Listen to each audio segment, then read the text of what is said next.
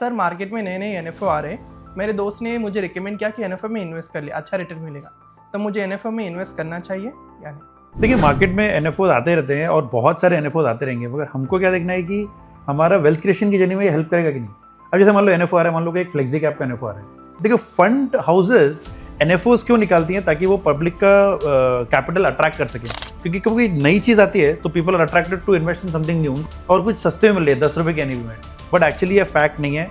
कोई भी एनएफओ आ रहा है तो वो आज के भाव में शेयर्स को उठाने वाला है। तो पुरानी कोई कंपनी फ्लेक्सी कैप फंड है या आज का कोई फ्लेक्सी कैप फंड है एनएफओ, वो एक ही बात है। तो ये क्या है कि अट्रैक्टिव मैकेनिज्म, एक बिहेवियरल साइकोलॉजिकल फ्लॉ है इन्वेस्टर्स का, कि उनको लगता है कि एनएफओ में कुछ नया सस्ते में इन्वेस्ट कर रहे हैं। देखिए, एनएफओ में कभी इन्वेस्ट करना चाहिए जबकि कोई स्पेसिफिक एनएफओ आ रहा है। मान लो कि कोई एनर्जी फंड है या कोई टेक फंड है, कोई एआई का फंड आ रहा है, कोई यूनिक फंड है जो आपके पोर्टफोलियो में नहीं है। बट अगर आपके पोर्टफोलियो में एक large mid cap, small cap, flexi cap या डाइवर्सिफाइड मल्टी कैप पोर्टफोलियो बना हुआ है, तो आपको ऐसे कोई भी नए एनएफओ में करने का कोई मतलब नहीं है। It won't add any value to your retirement corpus.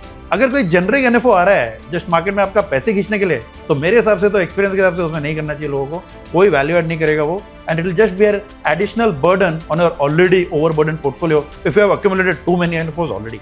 और सबसे बड़ी बात है कि कोई एक स्कीम से आप वेल्थ क्रिएट नहीं कर सकते हो। आपको एसेट एलोकेशन प्रिंसिपल्स फॉलो करना है, जर्नी बेस्ड प्रोसेस फॉलो करना है, आपको डेट फंड में पैसे रखना है। और अगर 3 साल में पैसे चाहिए तो आपका पोर्टफोलियो को असेस करिए। ऑलरेडी पुराना पैसा है, ओल्ड मनी, उसके प्रॉफिट बुक करिए।